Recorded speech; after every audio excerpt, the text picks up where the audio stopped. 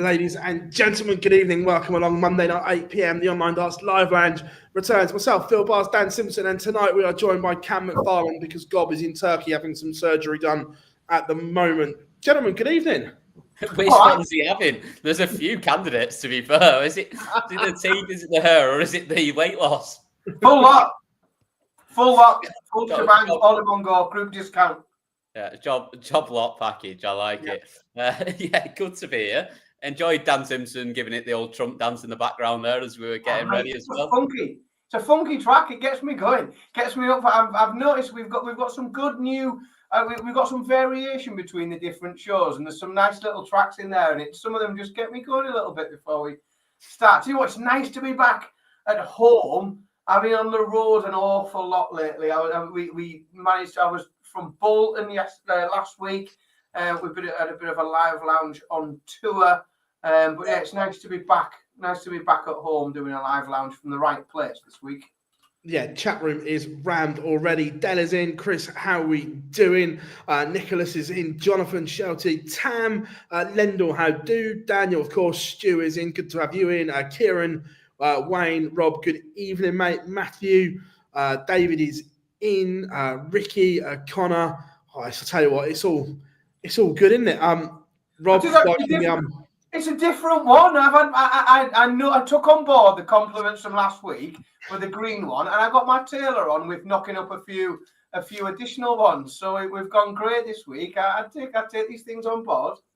Yeah, and look, it is YouTube Super Monday today. We've had interviews with Mason Barry going out today. We've got some clips to play you in the live lounge, obviously, and then tomorrow we're going to have Dev and there's another one as well, and I can't. Phil going out tomorrow as well, so plenty coming your way. Then we've obviously got the qualifier on Wednesday, which we're going to stream, and then straight into the Masters. It's what we do, isn't it?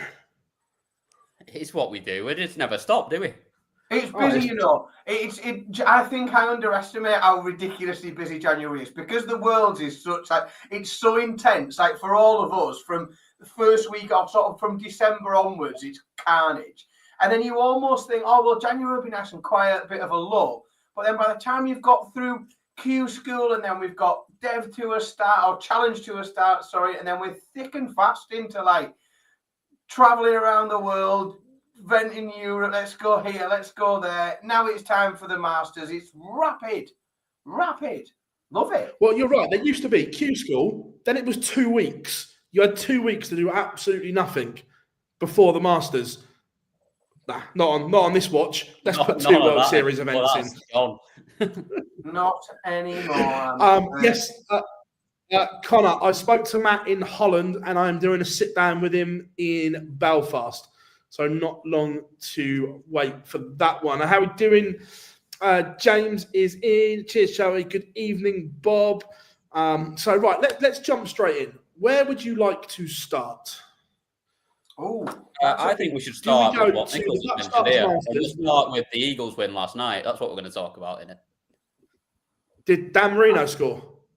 He scored 3 goals and also got 1 basket. Oh, so do you know what? I was about to have a dig thinking that was Blackburn and say I don't really follow lower league football until I realised I was on the complete wrong sport there. Yeah, we're not talking about any of that shit. Let's move on quickly from that. It's so left field that I haven't even got the right sport.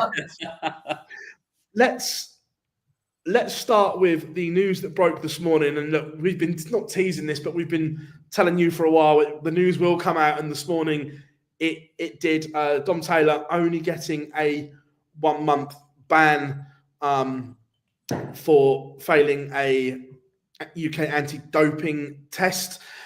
He is now free to resume his career.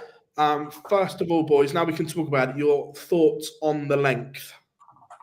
Lenient, I'd say. Very, very lenient. I was expecting a minimum of 6 months. I just kind of thought that would be where it would go. I'm assuming it's backdated as well, this ban, to when he was sort of suspended. So he's literally back up and running and go straight back into it from now on. His ban finished on Christmas Day. Yeah. So yeah, very generous to him. I know he's got to do a course within the next 4 months. Otherwise he gets another 2 months, doesn't he? But I think we've seen longer bans for recreational stuff in the past.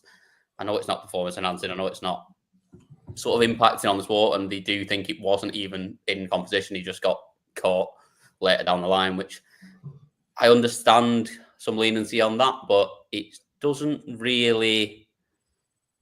put up much of a it's not much of a incentive to stick to the rules when it's only a month.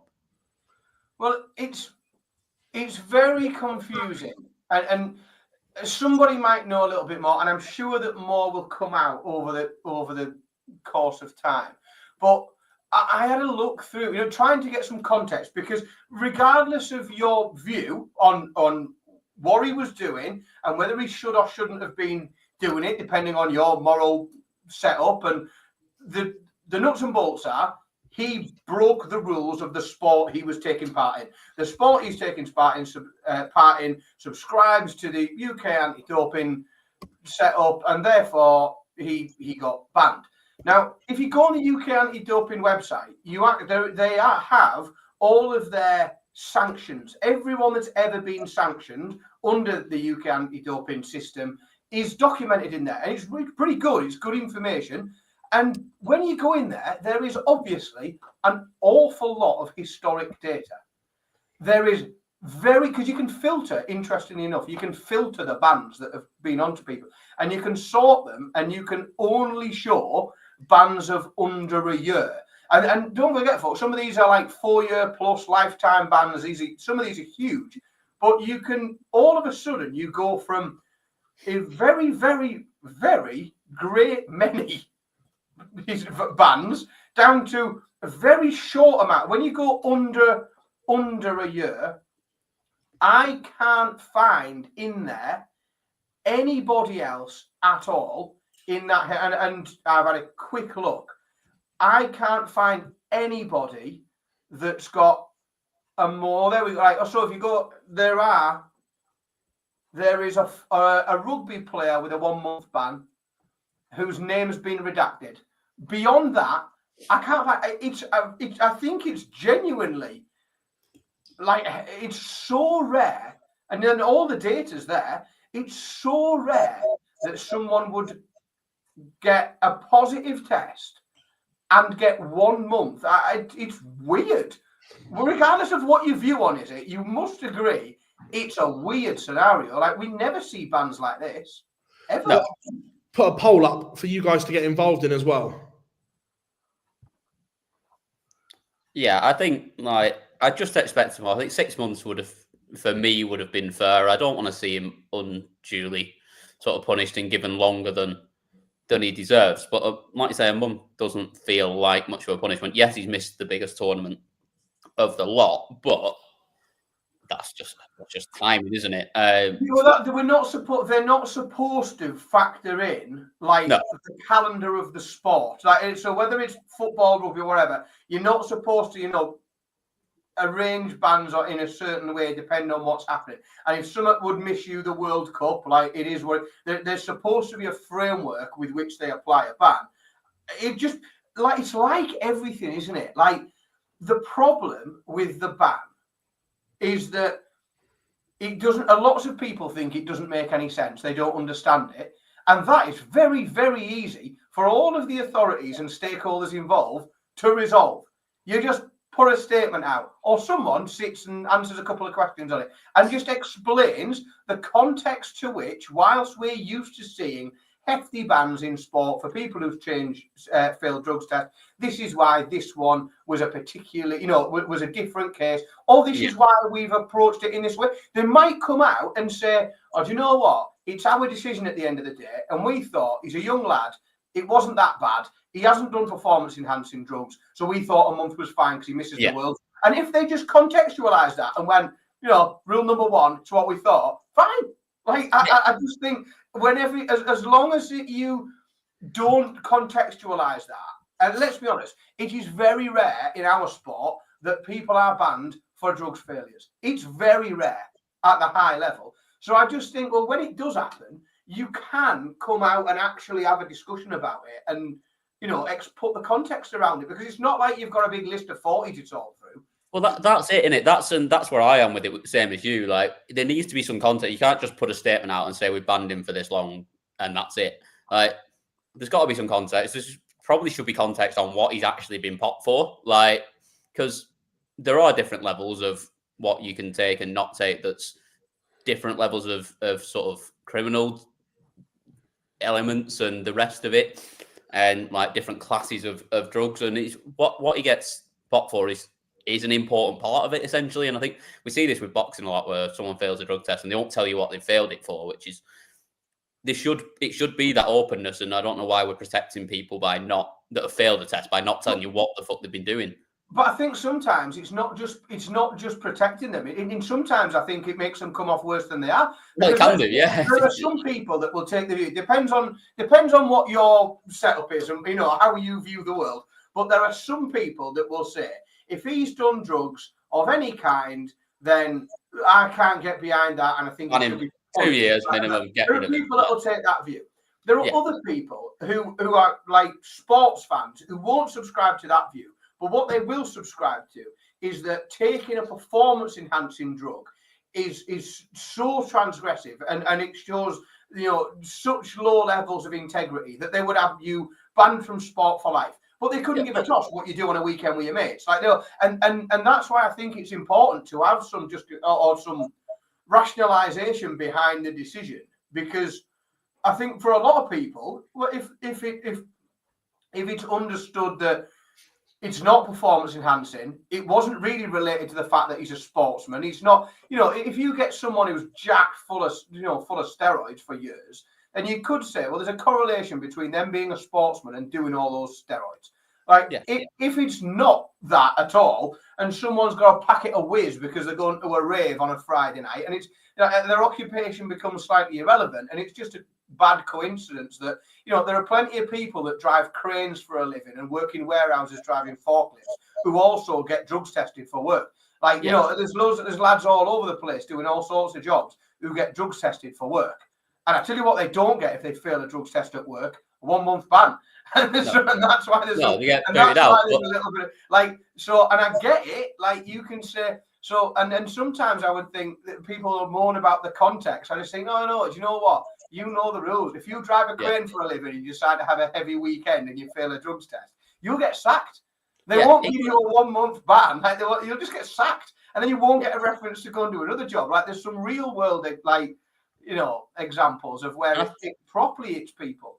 Yeah, I think for me as well, you look at it and you go if he's been popped for cannabis that he might be using for back pain or something like that, where you can genuinely be prescribed it, but if he's not told them about it and he's not got an exemption certificate, then he's going to fail a drugs test. Then that's different to sort of, like you say, whether it's performance enhancing or whether he's doing something that's a class A that's not allowed. This just is a straight no. There's lots of different levels to it, and this is where we need some context to it. And it's where it falls down again and again when we get statements from DRA that they don't give us any information. There is no insight into it. And whether it's on this or whether it's on the match fixing or whatever, give us a reasoning as to why you've come to that decision, because there's got to be documentation of it. 100%. Darts is a funny sport as well. Sorry, Phil, but and this is where. So the challenge is, and I guarantee there will still be debate, whether it's serious or not, because sometimes people just say things, to play devil's advocate and to put it out there. But darts is such a funny sport in that, when you've got cyclists that are cycling EPO and they're having highly oxygenated blood and having blood transfusions overnight, that's very clear that what they're doing is directly related to their sport and is performance enhancing, right? Yeah. But who is not to say that a player may not play darts better when had a particular stimulant? Who I don't know if a study's been done or an experiment's been done. Maybe somebody might feel that they can relax more on the hockey when they've had a joint or 9. It might be that people have something to sober themselves up after 10 pints. Well, they don't drink.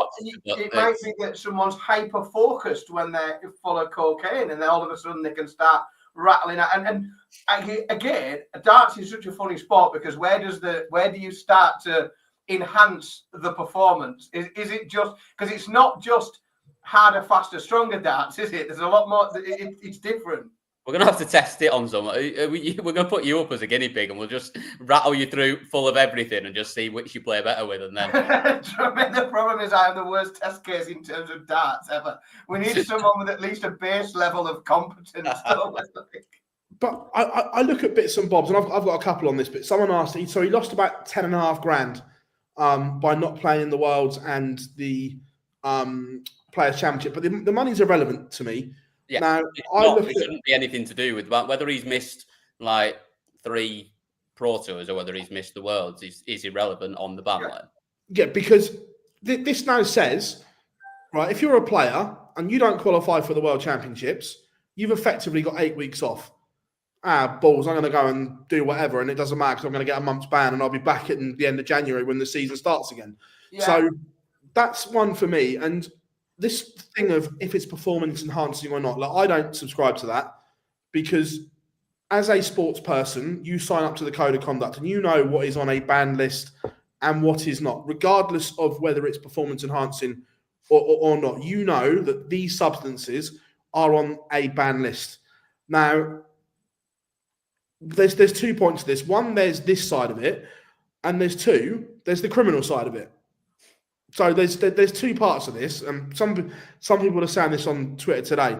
And look, the criminal part, let that, I've got no interest in that. That is what it is. But from the sporting part, he failed a test.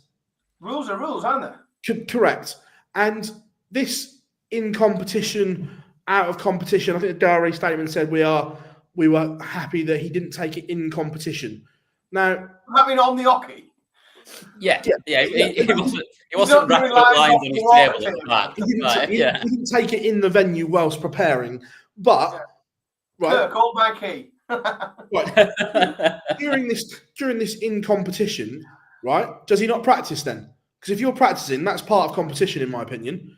If you are, it's like a boxer getting popped when they're in camp, like that's in competition. Correct. In other sports, that would be a line that would be, like you say, a boxer. They would say, well, if you're a boxer and you've got a fight agreed and a contract to fight, you are now in competition. If you are a footballer and you have a contract to play professional football, you are in competition because you are currently engaged in whether you're on the pitch or not is irrelevant. Yeah, correct. And if you look at the times of when the test was done, it was in the build-up. He obviously failed at a Players' Championship, and for it to be in your system, it would have been in the build-up to that Players' Championship. So he would have been practicing and getting ready for it. So for me, that is in competition. Yeah. YouTube unless you Gary Anderson because he doesn't practice. So then, right, a few people in the chat room are saying it's weed and whatever. And look, I'm not going to tell you or who told me this information, but I'm told from a very reliable person it was not weed. Now, I'm not going to say where that's come from, and they might be wrong, but I'm told from someone that I know and trust very well that it was not weed. So yeah, I think that is, it might. The further details may be confirmed elsewhere, but I think we can be pretty confident in saying that. Yeah, the person they said it wasn't weed. So let's rule that one out potentially. But yeah, I just don't like. I'm not a fan of this. I think it sends out the wrong message, especially the way the sport is on, and it is on this trajectory at the moment to the stars. It's had more viewers, more eyes on the sport than ever before. We've got kids now playing in academies 7 days a week. Yeah. We've got academies putting on waiting lists. Every bit of darts news is seen by the world now. It sends out completely the wrong message. I couldn't agree more. I couldn't agree anymore. This is the thing is, the rules are you can't be taking drugs. And it is, as I understand it, it's as firm a rule as you can't stand in front of the hockey and you can't throw 4 darts. Like, these are just the rules of the game. Yeah. And when you've been proven to not apply the rules of the game, there needs to be a punishment. But you're right. The punishment has to, like, there has been there is more eyes on darts now than there has ever been, because of the sheer volume of interaction with social media and, like you say, kids trying to get involved. And I honestly thought when we first heard that this was, this was a thing, I thought, oh, he's going to properly get it.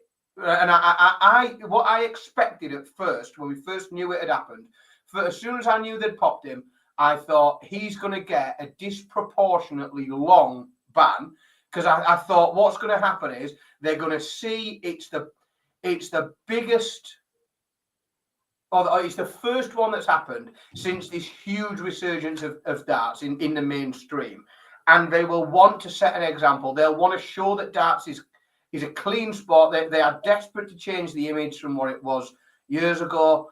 And I honestly thought, as soon as we knew he got popped, I thought it's going to go the other way. It'll be disproportionate. And we'll all be having a conversation saying, Jesus, that was a bit harsh. But they've probably made an example of him because of, all the new eyes on darts, and they want to prove that darts is clean. I think it's a bit of a shocker. I just think it's not a good look for the sport. It's no deterrent, is it? Like, a month is not a deterrent for anyone. And it basically sends the message that darts doesn't give a shit about drugs. We're not bothered. Like, that's what it looks like from the outside when you look at it. And I think that's the biggest issue with it. And like I say, this is no slight on Dom whatsoever, because he's got no input on the ban. And fair play to him, get back on tour and do what you can now, because you've served your ban. You've been given a ban and you've served it. So it's not about Dom whatsoever. This is about putting the rules forward properly. And I think I was kind of with you, Dan. I thought the same. And I know, obviously, me and you like our boxing. You just expect 2 years as a minimum with boxing, don't you? Like, if someone's... Yeah, you do, and you think... It's generally 2 years. Like, as standard, mitigating circumstances, you might get 6 months or 12 months, but... I just thought, and I genuinely thought, when we first heard that he popped the drug test, I thought to myself, we're going to be sat, and we're going to end up almost, and I'll feel silly for it, but almost saying like, oh, poor lad, because I genuinely thought it was going to be somewhat absurd and they were going to stick him 4 or 5 years or something, because I just thought it was going to be the first example of someone doing something like that since darts has blown back up again, and they've been conscious of so many eyes on the sport, and I thought, oh, he's going to get it here, and it couldn't have gone further the opposite way. Couldn't have gone further. Like I said, people will talk about the worlds and other things, but that's not how bans work. It's not how it works in any other sport. They don't look at the calendar when they put a ban in place. No, and first of all, good evening, Anthony. Always good to have you in, my friend. There's a couple of things on this. Look, one, this isn't Dom's or the PDC's fault on this one. Agreed. This is not the PDC's fault or Dom's fault. This is above that. This is who's handed out the ban is my issue with, and it's just shit. It is just an absolute crock. And it's nothing against Dom himself. No, he's just broken the rules, and if you break the rules, you fucking pay for it, don't you? That's the world. Oh, no, you don't. Apparently, you get a month. Well, maybe not. I tell you what. The other one that makes me laugh is, look, I'm going to say this: the biggest performance-enhancing drug is actually legal, which is the funniest bit in all this. What, you mean the old... No, they don't drink. I'm enhancing my performance as we speak. That's the bit that cracks me up. Look, everyone knows my stance on this. Me personally, I want alcohol banned from the sport. I know it's never going to happen, but that is my dream one day, that booze is banned from the sport. I hate it. What are you on about? As long as you don't ban it for me and Dan in Minehead, we're all right. That's what they should be. They should clean it up, but just have designated drinkers. Like I could fill that. I could drink for a few people. I think. Yeah, I could be a designated drinker. That's it. The rest of them can. The bars will still make as much money. Just invite me. Just make sure I'm there. I know, Chris. I've got no problem with amateurs drinking, but look, if you're playing at the professional level, it shouldn't be in there. So. Here's one, and you feel free to just tell me if I don't know, send me a signal if I have to just shut up, right? But it's not a secret that some dart players have been known to participate in a drink, and some of them have been known to participate in a drink when they probably shouldn't. One of those who doesn't, as is my understanding, is Chris Dobey. and Chris plays completely sober, doesn't drink, he's a Diet Coke drinker or whatever he's into.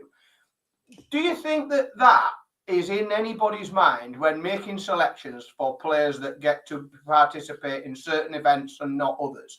Is that you can look at someone like Adobe and think this is the lifestyle that he chooses, and he brings that lifestyle into the sport. Do you think it's considered in any way or not at all? No, yeah. I don't think. I think so. For the Premier League, like if you look at it and on performances over the last, I've been very careful in the way I've worded that. I appreciate I said it over the last 12 months. Until the World semi-final, did the square root of nothing. Yet he was already pretty much in before that point, because he is the right fit and the right personality and someone that they want to be part of it, because he has the right image. And it's the same reason that other people get in on their image, like Nathan Aspinall's got in because he's the character that they like and he speaks well and he sort of has a lot of fans. Like, of course he comes into it, 100%. Johnny, I get the bit where you say he's only won one thing, but someone else who doesn't participate when they play has won the absolute lot. So, is that a better case study? Fair point. Yeah, that's the thing. Is it's an interesting one, isn't it? Look, you look at it. The best player in the world at the moment does it without anything. Correct. Well, he has just turned 18. There's time yet. There's time. I did enjoy that the other day, that he apparently the paparazzi following his dad to the chippy and him going the other way to the pub, which is excellent. Incredibly well crafted. That very well done. So look, that's where we are with it. But no, look, Dom Taylor is back and eligible to play. Yeah, look, I like this, and look, I've heard a few people say this before we wrap up. I know a few people like that, Johnny. That if they didn't play, they wouldn't drink at all. It's just baffling, isn't it? If I didn't drink, I wouldn't play darts at all. I think I'm the other way around. Yeah, it's the other way around. Right, from here, let's go to Den Bosch.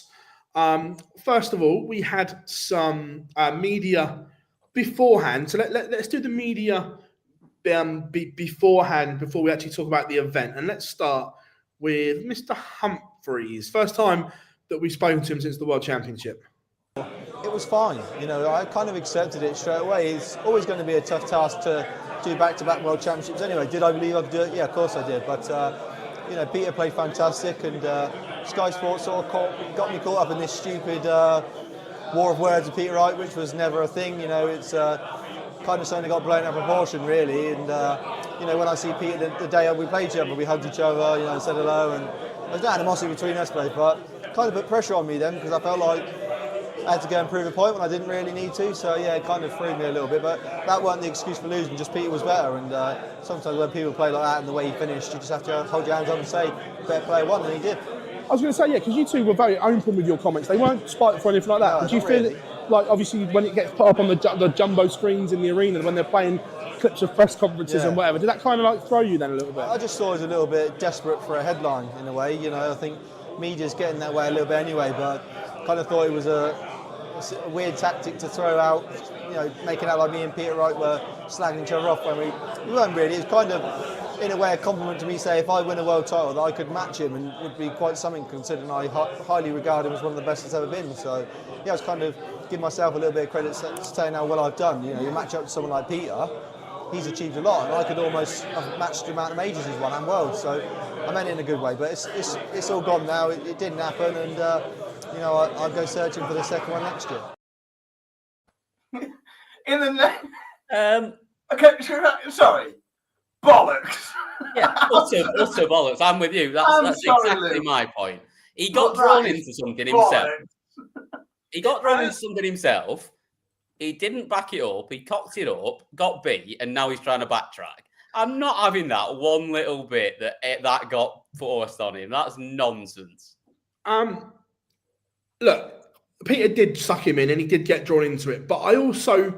Yeah, himself, not by anyone else. But I also do agree with Luke's point that Sky Sports, until this year's World Championship, I've never seen them use as much press conference footage and play it out the way they did. Look, I'm all for it, don't get me wrong, because it creates narratives. But I do agree with them that I've never seen them do it as much as what they did at the Worlds. But I think some of that, though, is it's been a lack of content. Like, we have, let's be honest, we're on a bit of a drought for needle in recent years, aren't we? Yeah. Like, I think some of the reasons why we haven't seen that since Luke's been at the top of the games, it hasn't really gone on. You know, if you look further back, there was all sorts of needle and people were they were clipping every bit that they can. What it is, let's be honest, we've not seen any needle since darts was in a game where a lot of people that are producing content on it are looking for clicks, likes, shares, readers, everything else. And all of a sudden, Sky have found themselves with this really interesting footage, which, let's be honest, paints a beautiful narrative.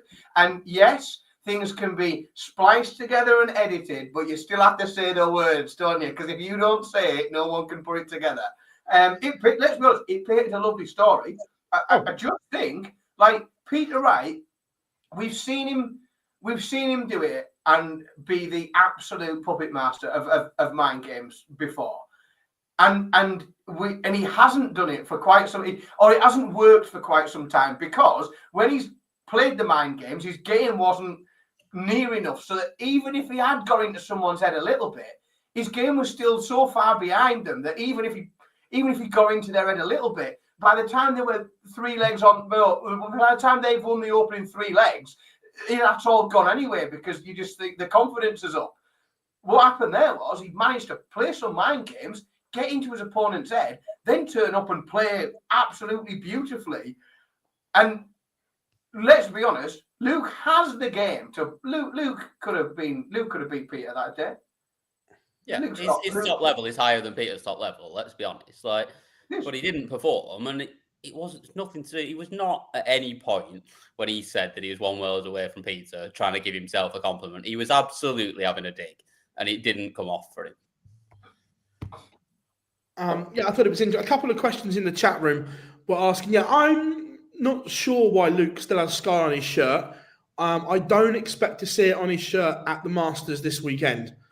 I think it may have just been his new shirts haven't arrived. I don't know that, by the way, but I don't expect to see it on his shirt come the first ranking event of the year. I don't know that, by the way, but that's just what my head says.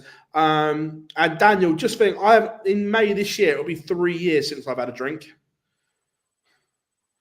For no other reason than just don't want to. So that was Luke. I actually like this one from Michael. Of course it benefits us, but it was also not the best rule, is it? It's always in every sport, the top in the world, the top 6 in the world should always be ranked. That's the way how it is. How is it possible that whoever it is higher seed than Luke Humphries? You don't see that in any other sport, so why would it be in darts? Have you and Vincent spoken about that? Because Vincent's been quite critical of it. Because I spoke to Laporte about things like this.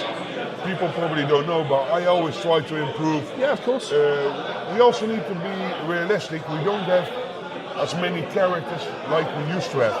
Yep. Before we had the Adrian Lewises, the Andersons, the Van Barnevelds. Yeah. Of course, there's other people stepping up, but times move on, times change.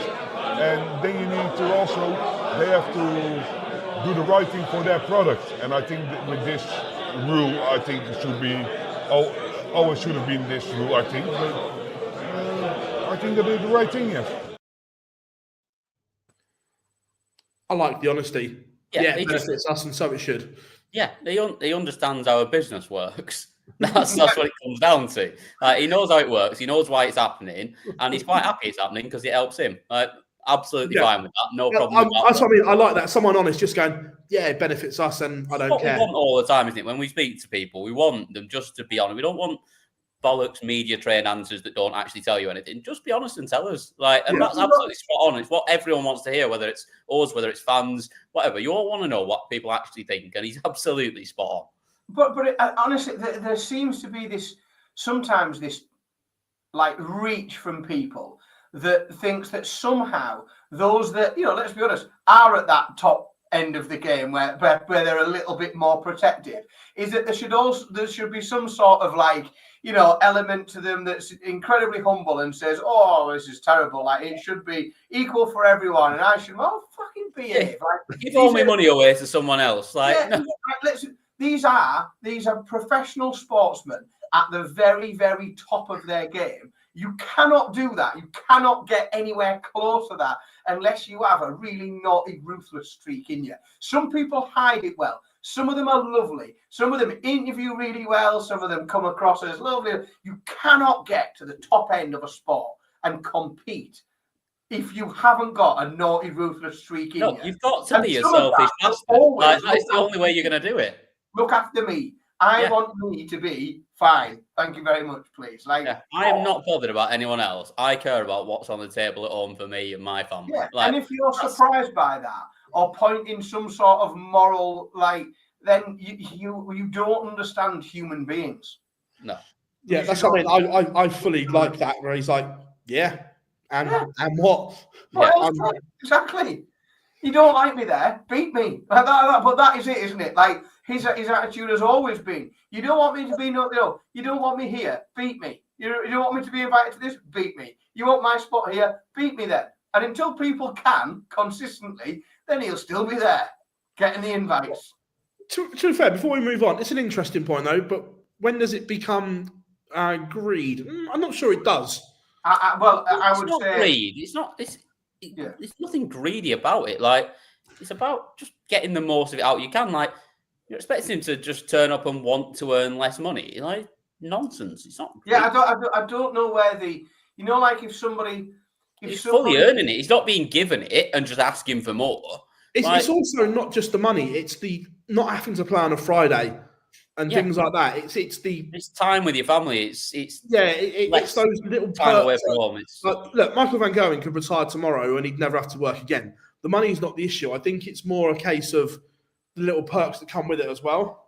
Yeah, and you've got there, so you deserve it. Like that's anyone that shouts greed and points at it, I would simply ask that last time that you were at work and someone called you in the office and said you're getting a pay rise, and you don't have to work Fridays. Was your response, don't bother giving me a pay rise? I tell you what, share it out amongst everybody else. Because unless that's the approach you're coming from, then you can't shout greed at other people. And if you are coming from that approach, then you're a communist, and you need to really review your view on the world. All right, I've got two Luke clips to play now as well. Obviously, that's always there. Whatever title you win, you've got to come back the next year and defend it. But luckily for myself this year, I still don't have to defend any prize money. I know Luke Humphries, I said it earlier on, he's got a lot to defend, so maybe I could get to world number one. You say maybe with a glint in your eye. Is that something you'd like to tick off and be ranked the best player in the world? Yeah, obviously we all know Luke's got the capability to go and, well, not retain everything, but go and defend all the prize money that he won 2 years back. But I'm hoping that I can either stop him or other players can stop him, so I can get to. Birthday boy as well. A couple of days ago. What was the 18th like? Yeah, it was good. Went bowling with a few of my friends. Didn't play the best, but it was just good to get out and celebrate. Your dad got papped as well, going to the chippy. Did that make you laugh when? Because I saw he put it on his social media. Did that make you chuckle that your old man got papped going to the chippy? Yeah, it was weird. Obviously, surely they know that I'm going to go out. But obviously, before that, I was on TikTok playing my FIFA in front of like 4,000 people. So obviously, they thought I was staying in for the night, but unlucky for them, I went out. What kind of little plan was that? Like full sense of security? Oh, that was quiet. It's done well there. I love that. I'm a massive fan of that. They've planned that to perfection. I mean, can you imagine how? I know I get that bowling and darts are quite different sports, I'll tell you what, if I'm his mate and I'm beating him at bowling, I am in his face all night. Like I'm properly giving it big licks if I'm beating him at bowls. He didn't mention whether it was 10-pin or Crown Green. Crown Green. I hope he went Crown Green bowling. I would be a big fan of that. Because if it's Crown Green, that's the best 18th birthday I've ever seen. And if it is, I'll beat him. I tell you though, I love the fact that the Paps followed his dad to not 1, 3 different chippies is hilarious. As Luke just disappeared off to the pub. It was perfect because I get on really well with the guy that does Luke's security and make sure he's all right and whatever. And he said it was brilliant the way it was all done. But I like that little glint in his eye as well about world number 1. He is a kid that is fully aware of his surroundings within the sport, that he knows what Luke Humphries is defending. He knows he's defending nothing. For an 18-year-old kid, he is very street savvy. But it's got to be like, and there are, if you look right across sport, not just darts, there are lots of people that give interviews, and they always say the right things, and they give it big licks, and they say, well, yeah, I've got my eye on the world number 1 spot, and I'm going to qualify for this, I'm going to win this, and I think I'll win a trophy. And most people, in most sports, I mean, like 99% of sportsmen, it's just words. They just say it because it's the right thing to say, and they want to be positive, and they're trying to do their own positive mental attitude, and yes, I can be the winner. But the difference is, like, Luke comes and says, I could get that world number 1. And anyone that's ever seen a game of darts can go, yeah, probably could, yeah. Like it's so based in very, very achievable reality, and that's the difference. Is we've gone through this phase now, and especially since he won the World Championships, is like that first World Championships. It was like we knew what he had, we knew what he could do, and so did others, But it was a small circle of people who knew about darts, and then we went through this year of him just surprising people and winning something else, and then the Premier League, and then we get to Sports Personality of the Year, and a lot of that, it was very aspirational. We sat here almost this time last year, and we were all like scratching our heads, saying like, not sure if he can make the match play, not sure if he can qualify, or he might be able to get to Minehead in November. Like, they were the conversations that even we who knew what he could do were having. Now, those conversations are so based on like things that could very, very achieve, that it's very difficult to suggest something that Luke could do in darts in the next 1 to 2 years that sounds fanciful. Like, it's really difficult. It's dead hard to suggest something he might do for someone to say, "God, that's a bit of a stretch. Not sure, that's a bit much." You've got to go the other way with it. You have to go, yeah, he might drop out the top 16. Like, that's the only point where people would start to go, "You're pushing it a bit," like because if there's nothing you can predict now for him that doesn't seem reasonable and achievable, and that's what it's very exciting, isn't it? It remains exciting, and that's the good thing, is it's still exciting because he's still got, whilst he's achieved an awful lot, there's still a lot there to do. I still don't think my view is I still don't think he's as good as he will be. It's not a finished product yet. Agree. He is not as good as he will be. We have not, in my opinion, we haven't seen the best of him. I just don't think we've seen the best of him. Right, and we're going to play back-to-back Gezi and Nathan because they're both in and around talking about the Premier League. Yeah, it was, I thought before the tournament, i.e. the World Championship, if we made the quarters, I've got a very good chance. Obviously, Peter and Gerben Price made the quarters also, so I think that for a bit of a spanner in the works for myself. But, yeah, listen, I think there were probably 6-7 lads into the running.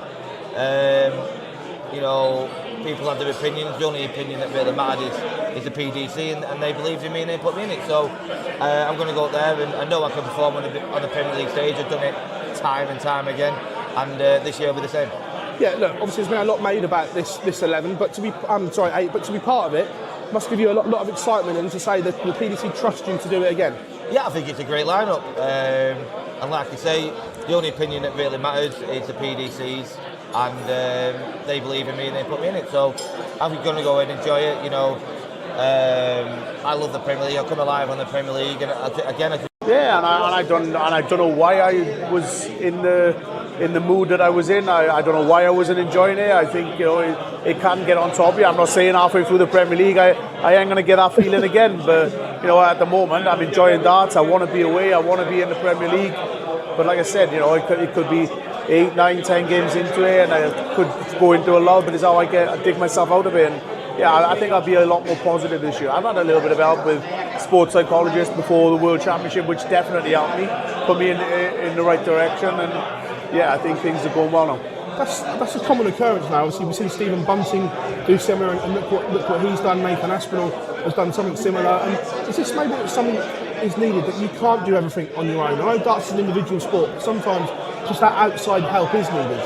Yeah, I think I sort of knew in my head what I had to do, and I knew in my head what he was saying to me. I already knew that, but it's just having the reassurance and someone to give you a little bit of confidence to remind me of what I can do, and, you know, what I'm capable of, and how I should be and how I shouldn't be. Which, you know, I was only on the phone with him for, you know, 30 minutes. I couldn't wait to get off the phone. Couldn't wait to get the darts back in my hand. I couldn't wait to get to the exhibitions, and I couldn't wait to get into the World Championship, which is, like I said, I haven't had that for a couple of years. Do you like proving people wrong as well? Because obviously the Premier League picks, there's been a lot of people, or a lot of players speaking out about it as well. Do you enjoy trying to put? No, I mean, everyone's entitled to their opinion. You know, I'll just do what I got to do. You know, thanks to the PDC for putting me in, and I'll just have to try and back it up. But I really don't care what people think. Good, because that was a lot of bollocks and all. Which is fine, because you don't care. Yeah, I'm all right saying that. But I mean, come on, guess it. Like, you know, yeah. You know, the problem with him is, I know it's not a problem with him, right? The problem he has in this situation is, you know, he can't be straight, because he can't just say, like, yes, I'd had enough of it. I was completely sick of it. But they couldn't drop Peter and me, and this, you know, and they couldn't do it all in one go. So they've got into me. They've persuaded me to do it, and now I have to speak positive about it because it's worth a few quid. Like that's let's be honest. That's the crack. I like the fact that he's seen a sports psychologist, though. I'm a big fan of that move from him. That shows that he does still care, and he is looking to improve himself. I'm a fan of that. Yeah. It remains to be seen if it goes badly, how he reacts. But if he can get back to his best level and play good darts, I think we'll see him remain positive and keep giving it the big one and go and win things, because he is still more than good enough to do that. I agree, and I think partially, and I know I take the piss, but I think if I'm honest, some of that is out of frustration, because whether you love him or hate him, the like Gezi in full flight, like at his best, is a marvelous watch. Like, especially with the characters that are at the top end of the game at the moment, and the Premier League lineup this year, that if you can get a Gezi Price that is properly at it and turning up and throwing monster averages and constantly nailing tops and tens, then he's a superb watch. Whether you like him or not, like, it's like must see. It's properly box office when he's on. Yeah, it's that edge that we're looking for when we were on about before with like Peter and Luke at the Worlds and whatever. You don't need to manufacture anything when you've got people like Gezi playing well. Like, there's nothing else that needs manufacturing, because there's going to be a bit of needle, because he's going to give it the big one at times, and it just happens naturally and organically, and that's what we all want to see. The difficulty he's got, I think, is that he threw that much of a stinker in last year at the Premier League. But there are still some, like me included, that will extend him the credit of, like, but we know he's got that game. We have seen glimpses of it. And if he finds it in the Premier League again this year, it'll be box office. The difficulty I'm fully happy with him in that. But the difficulty he's going to have is if he doesn't find it in the Premier League and he could be. I'm not saying he will be, but he could become the whipping boy this year. And if he does, then where is he come May, June? Like, where is his game? Where's his head at? And does he want to play darts anymore? If he gets bashed up, and he could, let's be honest, with the players that are in there and the game that they've all got and can find, he could get bashed up every week. And yeah, then I don't think he will. I think we'll see good performances from him. But like you say, it's about if it doesn't go well early on in the Prem, how that impacts the rest of his year and how his mindset is. Because at the end of the day, we do forget this. Like, they are all human beings, and when it's going shit, it's really fucking hard to carry on doing what you want to do and to keep playing at that top level or keep putting yourself up there. Like, I get like this playing local league darts. Like, if I played shit for 6 weeks, I'll be like, I'll not play this week, lads. Like, you put someone else in. I don't want to play. I've had enough. Like, think what that's like when you've got millions of people watching you every week and you've got a blanket on and you don't want to be there, and you know realistically you're probably already out of a competition. And especially if you've turned up to an arena of 25,000 people and you're the pantomime villain that they're all going to boo. Yeah. Oh, that's it, isn't it? So we do forget that at times. That, like, yes, he threw a bit of a stinker in and he had a bad season, and yes, he was negative all the time on socials and whatever. But it's human nature that when it's going against you, that you will do that. And he is someone that clearly wears his heart on his sleeve, and he doesn't hide it. And when it's going shit, he doesn't deal with it particularly well, which is absolutely fine. You do fear, though, that this is the sort of the credit that he's built up over the years could run out this year, couldn't it?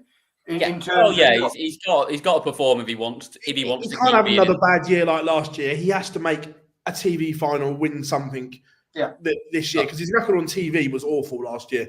So I'm with you there.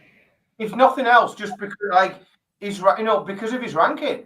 His ranking is massively. Live. I think he's what is he as we stand at the minute? Ninth. Something like that. He is 9th. Yep, you're right. 9th now. And I fully appreciate there is a whole year's worth of money to secure right now. But right now, if you took every penny going prices defending this year off, he'd be 26th right now. Yeah. And that what that tells you is if he doesn't have a good year, because again, and that is just a snapshot of where he's at today, that sitting right underneath him are players who we're used to seeing move through tournaments now. We've got the likes of Martin Lukeman, Dirk van Dijvenbode, Joe Cullen, Cam Menzies, Callum Ridds, Andrew Gilding, Nathan Aspinall. Like, they're the players that are ranked underneath him in that 26th spot. Like, how many of those players is he going to have a better year than? Well, so he's defending £312,000 this year. I think he's only got 480,000 on his ranking. Like, that's honestly, there is a scenario that, and I don't think it will happen, but there is a scenario where this time next year he's not in the top 32. Spoiler alert! I think he wins the Masters. I think he gets $100,000 of free ranking money this weekend, which we'll come to later on. That would be a lovely start to the year. He might finish second. He don't want to win it, is he? Right. So from there, obviously that was the actual Dutch Darts Masters itself. First of all, aesthetically, I thought Toto made it look incredible on TV and in the venue. The brand was on point. They had the VIP balcony at the back. I thought Toto made it look incredible. Sadly, the darts didn't live up to what Toto put into it. I thought, in terms of darts, I thought it was a poor World Series event, and it didn't match what the sponsors put into it. There was bits like, and I mean they were small. I tell you what, I really enjoyed the Stephen Bunting and Jan van Veen. I thought that was a great game. Thoroughly enjoyed watching it. Like we stuck it on in the pub. Got a few people that wouldn't normally watch darts watching it, and that was a really good game. It was I mean, there are some people that will claim they enjoyed the Barney Doby game. I can't say I'm in that camp. Not one of them, are you not? I can't say I'm in that camp, but I understand how someone could have enjoyed it. I think once you strip those 2 games away, I thought it was a bit lackluster. When we saw the big players go out, when we saw Luke Humphries beaten by Jermaine Watamina, I think the bigger story was that Luke underperformed. I think the same's the case for Kevin Dukes beating Nathan Aspinall. I think Nathan underperformed. So you can't sort of report them as, big, impressive highlights.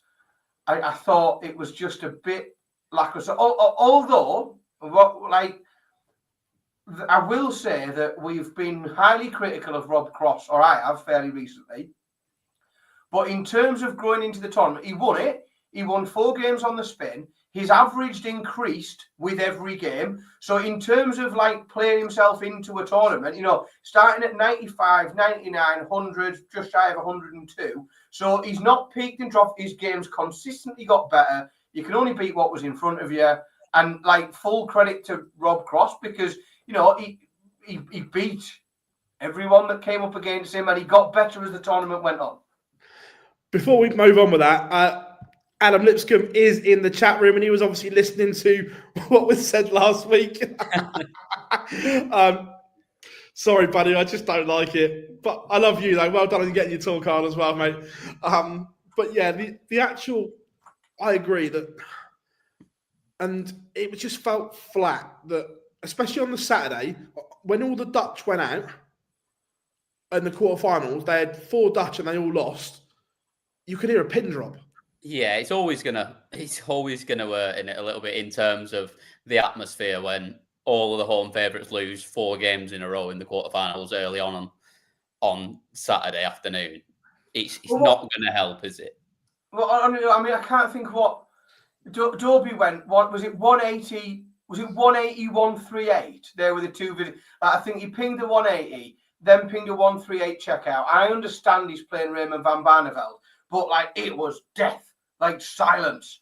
Yeah. And I thought, oh God, you can at least have a polite clap. Jesus. Cam, you were as much as I, you've been to the cricket, you're a cricket fan. When you see something do something impressive, oh yeah, there's at least even if you don't like watching Yorkshire do it, you'll still give them a bit of a clap. There still has to be a ripple. And honestly, 180, 138. This is a common occurrence in Dutch. And we were chatting to the Dutch media about this, and I've noticed it at the World Series. I know you were at the World Series final as well, Cam, a couple of years ago, that when the Dutch there and they'll support all the Dutch. But once they're out, it is no one cares. Where over here, they'll still cheer and no matter what. Because there's still the atmosphere, weird. But they are very sort of tribal in that respect. Yeah. But such a good weekend, the World Series Darts finals in Amsterdam. It's just so much fun. They need to someone needs to change what weekends it's on though, because they've started making it clash with 2020 finals day, and I can't do both, and it's not ideal when you've not got a World Series of Darts podcast. It's weird, but the actual tournament itself was again just strange looking at it, and I don't know if I was expecting more because this one's billed as the best World Series event in terms of players because the other side are all PDC players, and this event should deliver the highest standard of darts. There is no question of that. It should deliver the highest standard, and it hasn't. I think this time around it just hasn't managed it because we're not going to get that in. We're not going to get it in Denmark. We're not going to get it in. Yes, we will see I think we'll see a great field in North America. We'll see a decent field in Poland, but it's not going to be on paper what this one should be. No, and it just wasn't. It didn't tick those boxes. It didn't get me excited. The Saturday just felt flat, and we all said it in the press room. It's this has been a tough day. and it shouldn't be because it's the final session. But it just it felt a slog. Yeah. Do you think it's hurt a little bit by the venue in that it's not the easiest place in Holland to get to? No, if it wasn't full, I'd have said so. But the fact it was full both I know, but days, you only get locals essentially. Like you won't get many people travelling for it because it's not that easy to get to. So possibly. then you do, if you've only got locals and they're all only supporting the Dutch because, like I say, they are quite tribal and that's all they want. But it's not too. But I mean, what is it? You can get there from Belgium and Germany on a train in an hour or so. You know, it's not. It's 45 minutes from Amsterdam on the train. Yeah, it's not bad. Like, yes, it's not a metropolitan city centre. Like, and it isn't. It's absolutely lovely though. It's a great place, but it's just like I say, like people like to just be able to fly into where they're going and just be there. There was another surprise as well that I know it's in the chat room now. I've got a clip to play afterwards as well because this is quite funny. Dimitri van den Berg has changed his walk-on song. Happy is no more. Is this a full-time thing? Because I hope it is, because I hate his old one. No, he said it was. He said it was done, didn't he? He said that was it. He doesn't want to dance anymore. Thank fuck for that. And here's what Luke thought about it as well. I don't really know. Well, I think it's good for us players that he's not there dancing around. so we get to walk on quicker. You don't like the dance, or he can take his time, but it's a good song. Well said, Luke. I mean, yeah. The problem is what it become. There's lots of players that will come out and give you a dance. Sometimes they'll give you 10 seconds maximum, 3 seconds. Sometimes they'll do it, sometimes they won't. It almost got to a point where it became expected of him all the time, like a performing monk. Like, you know, he's got to keep coming out, perform, do the dance, do the thing. And it just, it's not fun anymore, is it? Let's be honest, it's the same dance. He's not It was never fun. Yeah, it's not for me. It's never been for me. And to be fair, look, Michael, you are right that Luke is coming, and we've seen this for a while. That when you get to know him and he comes out, he has got a wicked, quirky sense of humour. We saw it on the live and things like that. That's the thing. Like he's getting to that point where he's more and more comfortable. He's confident. He's happy to say what he wants now. Yeah, it's good. It's like, yeah, thank God he's not dancing anymore. Which was fun. And again, up there, we'd spoken the palm tree split a lot last week. The Dutch Darts Masters is an unbelievable trophy. I don't know whether I'm in the minority. I quite like the palm tree. I think you're in the minority. Well, I think my only point on them all is like I feel like you should be like, if you're going to run a tournament, or if I was going to run a tournament, I would want my trophy to be recognisable. Whether it be a palm tree or a toy car or a sculpture or a statue or made of glass or crystal, or I would want someone to see that trophy and think, oh, that's the trophy from that. See, everyone laughs about the palm tree, right? But you say to a darts fan, like, palm tree trophy, and they go, yeah, Baron. Like, they know it's true. Like, that trophy has achieved its aim in terms of immediately being recognisable to the event. Like, whereas I reckon you could show people loads of other random bits of cups and trophies and this, and then go, can't remember. It's not one of the big ones. It's what, like, whereas that, bang, straight away. I think that's the important thing. Yeah. Yeah, I did like this one this weekend, but I'm also a fan of the palm tree. I'm not having the palm tree getting too much abuse on it. So if we're redesigning trophies, then the New York event, I know it's called the US Darts Masters, but it's in New York. Are we having a big yellow taxi, the Empire State Building, or the Statue of Liberty?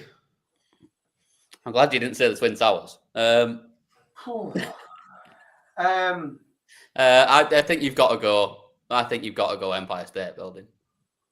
Although I do like, for comedy value, big yellow taxi. I'm not against either. No, I would do a Statue of Liberty style crown and holding 3 darts. Torch and yeah. A torch with 3 darts in it, or something, yeah. Yeah. You know, I would do so, or it would be in the, you know, like we see in. I'll tell you what would be good is you'd have something like. In fact, I'll tell you exactly what I do. You know how when in Formula One and we get the trophies because they're all totally wild, and you get one that's the outline of the track and other bits like that.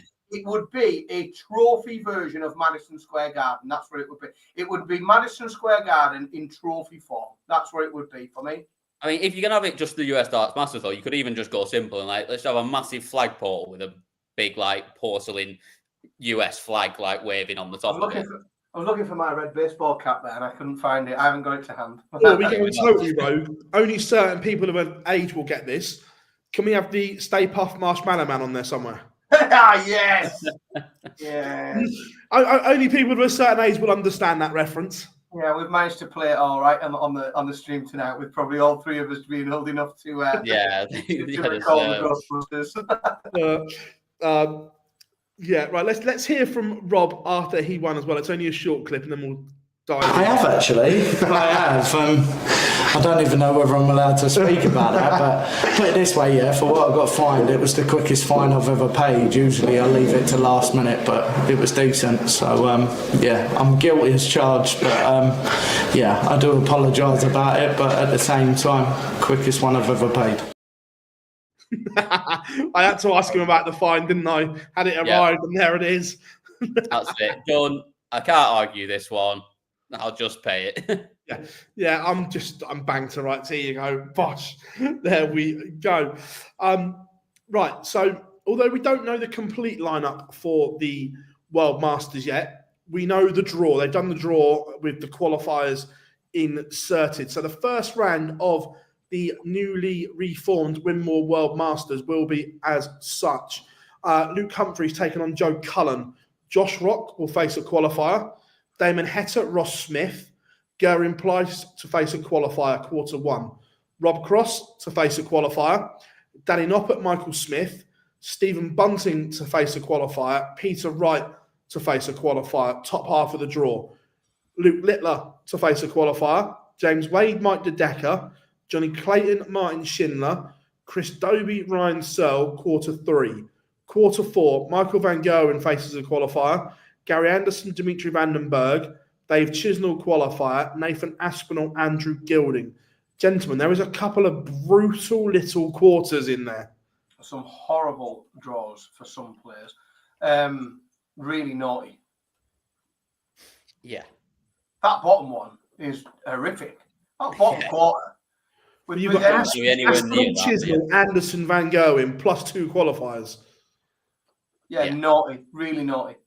Especially because, let's be honest, because of the way that the rankings are, there are some proper players in those qualifying events. Not only that, these are form players. There are players in there who are used to recently winning on television, and there's players that have made it a habit of coming through qualification events as well. So there's some real naughty potential quarters if you get, the likes of Dirk van Dijvenbode, Jan van Veen, Ryan Joyce, Luke Woodhouse, Jermaine Watamina. These are all players that we've seen very recently go on runs that upset big boys in TV. That if they come through the qualifiers, some of those draws will look even worse. It could be absolutely horrific. But look, I'm looking forward to the new format. I think it is going to be a breath of fresh air, breathing life into the World Masters, and I can't wait to see it. Look, the qualifier is going to be this story in its own. You can follow that here at Online Darts, but we'll be streaming it for you on Wednesday, so you know. Sorry to cut you off there, Phil. What's the format of the qualifier? Do we know yet? So are we going to see the likes of these, the affiliate tour qualifiers? Is it going to be seeded in such a way that we think they might all get bashed out first round? Is there a seeding system to it or not? I haven't seen yet, so I don't know is the honest answer. So all we know is numbers 1 to 24 start in the first round. And this is in the PDC rankings, 25 to 56 on the PDC order of merit, starting the prelim round last 64. Now, and here we go. So numbers 57 to 88. Robert Owen, 58 to Jelle Klaassen in 90, because there's been a couple of pullouts. They are seeded into the preliminary round group stages. Now, numbers 89 to 128 and all the players from the said affiliate tours are also in the group stages. So only 57 to now 90, which is Jelle Klaassen, are seeded in the group stage. Does that make sense? Yeah, so, okay. Yeah, so we've got seeds. Oh, okay. I think I've got my head around it. Yeah, I'm trying. I have to try and put a bracket in my head that I can see and not work out where they would all be. Interesting. I think it's a brilliant. I genuinely think it's a very Wednesday. It's a deep shame that Wednesday isn't being streamed, because we've got that batch of what have we got? Have we got 5 women's players, 6 women players? Definitely 5 or 6 anyway. We've got those CDC players that we've seen, play amazing. We know the game that Alex Spellman's got. We know what Adam Saveda can do. We've got some of the Asian tour guys that we've seen play well recently as well. Like, there is vast talent, huge talent in that. And the frustrating thing for me is there's going to be some games in there that we don't get to see very often. Like, there's going to be some players from those affiliate tours that meet some tour card holders, and it's just a shame that we're not going to get to see all those games. Well, I tell you what, I'm interested to see, because we don't know if all of these PDC, secondary and affiliate tours are coming over. Look, we know Spellman and Gates are coming over. Savada's already here, and Jake Womack, buzzing to see all them here. Darius Labanauskas, Andreas Harrison, and Ivan Springboard, I would assume to be there. The Asian qualifiers, I don't know if they're going to come over. I hope so. I assume that we just get, and I'm making assumptions. If they don't come over, we just get another Asian qualifier. Like, no, we're not going further down, because these are in the prelim. If they don't come over, they're not filled. Well, that's toss. Yeah, that's not ideal. But then off the development tour, we expect to see all these: Henry Coates, Charlie Manby, and Nathan Gervin. Then off the challenge tour, Jimmy Van Schie, John Henderson, Stefan Beaumont, Aidan Kirk, Lee Cox, Jamie Atkins. Then off the women's series, Fallon Sherrick, Makuru, again, hope she comes over because she was brilliant on the Asian tour this weekend. Lisa Ashton, Robin Byrne, and Lorraine Winstanley. And then the JDC representatives, Ryan Branley, Daniel Stevenson, Kieran Thompson, and Aidan O'Hara. It's pretty exciting, isn't it? It's a shame there's a few names not there that are that is a bit frustrating, but it is what it is. Yeah. Can't get everyone. Early doors. That's good to hear. Sweet. That's very good right. to hear. We want a full. We don't want those affiliate tours not represented. Like, I think it would be sad if they, if for whatever reason those players couldn't make it and they aren't allowed to be backfilled. To see any of the affiliate tours underrepresented would be a shame. I'm disappointed Beau's not there as well. Look, I know she's going to the Dutch Open, but would have loved to see Beau cause some carnage in there. Well, especially the way she started. Well, exactly. Let's be honest. If she carries that same form through, there's a good chance she qualifies. And if she does, then those draws get even wilder, don't they? Like, because there's some of the quarters. Yes, some of them are a nightmare. Some of the other quarters, you look at it and you think she can fly through that. Right. Do we reckon, has Barney forgot to enter or just chose not to? But I would like to think that a man of his experience, financial means, and organisation isn't doing his own admin. No, he's got someone that should be doing it for Well, him. he's got Bendy, hasn't he? Bendy, I think Bendy does a lot of it. Bendy, no, everyone's favourite. I think Bendy Cock does a lot of it. I mean, if it's an oversight from a member of his staff, he needs to be making them very accountable very quickly, because, like we said, this is a free event. Like, this is a freebie, and if you can pick some money up, it's straight onto your ranking. Like, you're not no one's defending anything. So what that means is, if you pick up nothing, everyone moves ahead of you. And if you pick up something, you move ahead of the others. Like, this is a really important event for people that value their ranking. It makes, to me, very, very little sense that somebody ranked around that 30, what is he, what's Barney, 30, 32, 33, 34, that sort of area, just outside, I think, the 32. For him to not play, I think is like... Well, look, a couple of people said he chose not to enter. He's sick. Look, he was moaning at the weekend, but he still played at the weekend, so he can't be that sick. I just think it's so...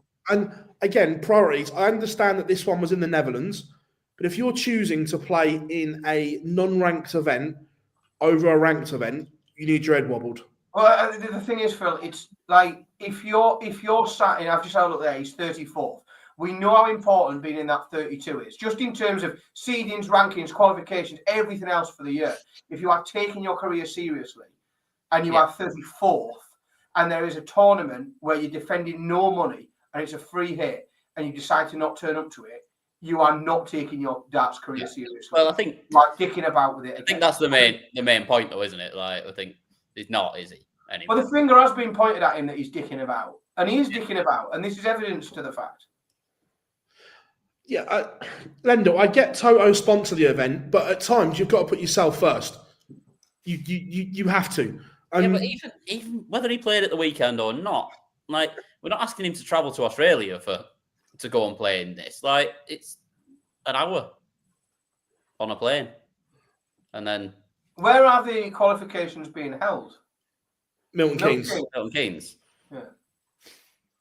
And like, if you are feeling a bit sick, there are a lot of roundabouts in Milton Keynes. It's going to make it difficult, but you can get through that. Yeah. I felt sick last time I was in Milton Keynes, believe me. Yeah, I'm not. But right, before we think, who wins the Masters? We're not going to buy things. Just who do you think wins? Let me just remind myself of the quarters to see. Yeah, I'm just looking at that as well. Well, he beats him. He beats him. Do you want the final? Yeah. Go on. Stephen Bunting beats Luke Littler.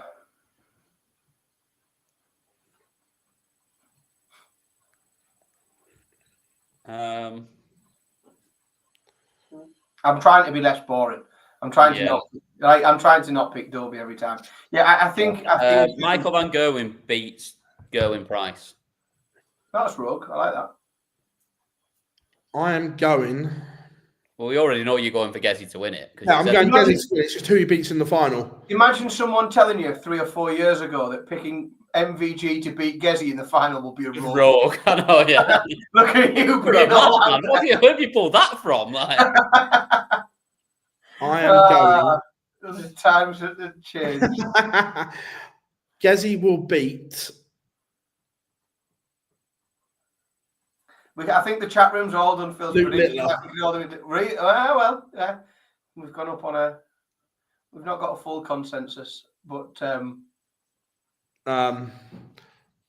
yeah. So right, I'm gonna play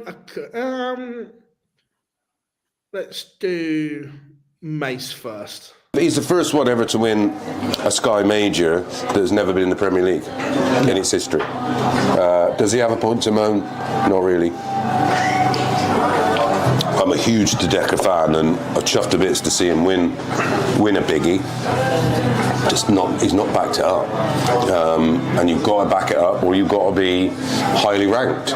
Unfortunately, his ranking, despite winning the Grand Prix, still isn't even high enough to be considered. I'm gutted for him, because he probably, if other things may have not worked out the way they did, he may have had a sniff. But remember, look, Noppert's never got a sniff. Won the UK Open, Gilding. We've had European champions left out. Yeah, Ross Smith left out. So yeah, it's not a new thing. But I get the gripes. I don't want a major. The problem is, even if he'd have sort of been a top 16 player and then won a major, I think he'd have been in. But yeah, tough for him. But there you go. So close, nearly made it. Yeah, look, I think Mason's got it right. But he hasn't. Like, the thing with Mason is he does speak a lot of common sense, and he often speaks common sense that other people aren't willing to speak. But it's about the most common sense way you can put it. That, like, yes, he's won a major. Like, there is this thing, and I it's a bit of a challenging one because I just think it makes it a bit more of a story. Because what they say, they're clinging to this, where it's the first Sky Sports major. Like, there are plenty of people that have won big stuff on the telly that haven't. There's a few now. You know, this isn't an odd story. He isn't the first person that's lifted a big trophy and not made it there.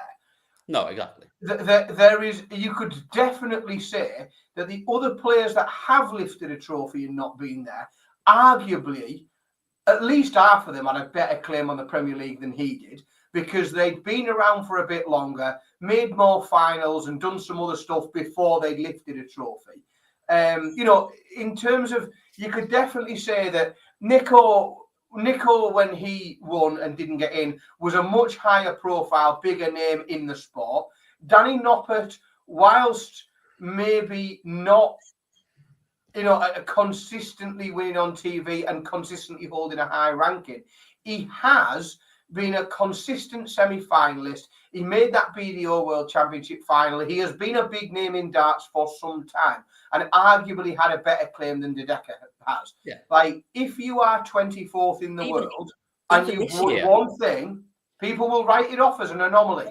They will write you off as an anomaly, and they will not back you to perform for however many weeks in a row in big arenas with all the pressure on against the best 7 players on the planet.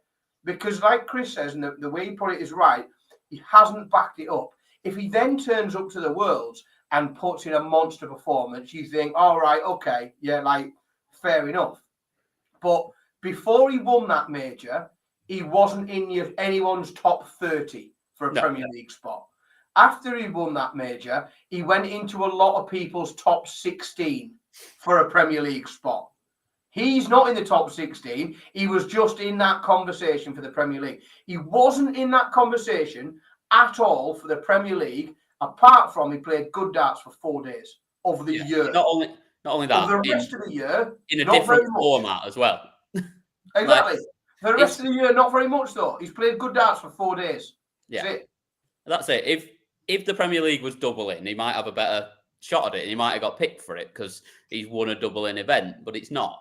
I would say it's more it's more of a random event than the UK Open. Yeah, well, that's what I think. Like, I think Dimmy has more of a right to feel pissed off that he's not in than Mike Dedeker does. Like, winning the UK Open for me is bigger than winning the. I agree. I just think it is. I just don't like. For me, it's a bigger tournament, and it's one that is more prestigious for me, and it's more that deserves to be in. And yes, I know it's not on Sky Sports, but that makes no difference. Like, that's where I think he's gone wrong is we've seen players be dropped before, not dropped, but we've seen players not make it, and we've seen players like. There's a lot of people that thought Damon Heta was in with a shout this year. A lot of people, me especially. I said Damon was in my picks. I think pretty much all the way right up to the reveal. I still had Damon in my 8. Right up until the bit where I told you what the 8 were. Yeah, whoa! You didn't do that. I didn't say I just said the reveal. I didn't release what reveal was to who and from. But like right up to that point, I still had Damon in my 8. But I think that Damon has got about not being in that 8 with a great deal. And let's be honest, for a player who has been like, and I've been the first to call it out, dicking about with his walk-ons, fucking stupid at all the other bits and pieces. I think he's dealt with that with a tremendous amount of like dignity and grace and professionalism, and has come out of that really, really well, looking like a professional, almost looking like someone who is at that level of both professionalism and just maturity that they could perhaps be considered for a Premier League spot when they're next sort of. And I think the deck has gone the other way. I think he's reacted in a way that won't do himself favours when the conversation comes around again. Yeah, no, when you have a tantrum and chuck your toys out of the pram, it's not going to help you, is it? And then it doesn't help you when you advises me all the time. She said, when you start having a tantrum and whinging, and like it's not doing you any favours now. Well, that's it. Like, I get in more trouble if I have a tantrum and just go out and go to the pub and don't come home than if not. It's basically a bit like what Mike Becker's done, because he had a holiday booked. Bollocks, mate. Like, I'm not having it. It was funny. Evening, Scott. Right, we're going to play this clip. This is a good one because there's plenty to dissect. Has there been an extension signed yet? No. We are talking to them, and our favoured way is to move forward with Ali Pali as it is for at least 1 year. Yeah. And to look a bit further, because we like the venue, we like the area, and we like the relationship. But you know, it has to tick 4 boxes. There's 3 of them. The other one is how much cash does it bring in? And I'm sorry to be so basic and brutal, but that's how the world goes round. And it should be good news for the players to know that we're taking that attitude. Some of the players, you can't leave Ali Pali. That's like saying there's no more progress left in the sport. That's not going to happen on my watch or on the watch of the management that we've created here, like Matt Porter and his team, who are incentivised to make sure that this game continues to grow. The day you don't grow is the day you go backwards. Have you officially looked at any other venues? Yes, lots of venues. Lots of venues all over the place, but all in England. Yeah. But there's lots of venues. Who doesn't want the darts at their venue? Are you sure? Oh, you'd have a list as long as you're... This every venue in the country has been on. Every venue. Any chance of getting, the O2. Well, you've got 14,000 people there for the Premier League. There's your tickets, 14,000 a session. I'm still a little bit conservative about that. A couple of years down the road, 3, 4, who knows? I'm never going to say no to anything. I've said no to Saudi simply because they don't have alcohol in Saudi. Yeah. And while I'm not a heavy drinker and I don't encourage people to be a heavy drinker, there's no doubt that a party atmosphere without alcohol is a bit like a country without tourism. Like, it's absolutely just, it's what we've all been saying throughout the entire time. I feel a bit emotional after that. Just like seeing just honesty and just tell it how it is. Like, this is what all the people that have been claiming you can't move it, and it's just, it's nonsense. Like, at the end of the day, money talks, and at the end of the day, it is going to go probably to the O2. Like, that makes sense. It makes more sense. It's the easiest one to get to for a start. It's miles easier to get to than Ali Pali is. It holds more people. It's more set up in terms of everything it's already got around the outside in there as it is, in terms of food, drink, everything else you want. It's a much better arena for a start, like in terms of facilities. And it'll make them more money and they'll sell more tickets. It just makes sense. And like I say, you can't go to Saudi until they decide to move their alcohol laws, which they will do at some point because they want the tourism. But it just makes absolute perfect sense. And like he says, it's that day when you think you've cracked it and you think you've got it done, you've already lost it and you're going backwards, and he's not going to let that happen. I think it's interesting you know, and you asked the right question there, Phil. You know, of have you looked at other venues? And I think we mentioned it the other week. Like, this man has been looking at venues for the last 40, 50 years. Yeah, because every year he's looking at venues. No, but let's be honest, every time he's running a snooker event somewhere, or every time there's some boxing on somewhere that he's at, I'm not having it that when there's when there's boxing on and it's somewhere like the Copper Box or something like that. So Copper Box is about what, 6,000 or something? Something like that. Yeah. So, like, if you've got boxing in the Copper Box, it's about 6,000, and it's like that mid-range between Ali Pali and an O2, and it's like that, almost that step gap. You're not telling me he's watching the boxing in the Copper Box, not looking around like that, thinking, well, the fan zone could go there. And if it's already an arena that's built for this sort of thing as well. It's built to hold fans and be a thing, which the Ali Pali isn't. They make it into that every year. Like, it's not actually set up to be that. It's just a room that they make into it, whereas this is all designed for this. Like I genuinely think, especially because, like, and everyone's got their pick. Like, I've had my romance one, but you just can't get the booking over Christmas. Is the Royal Albert Hall, because it's just stunning and beautiful and pretty, and it would just be, it's very romantic.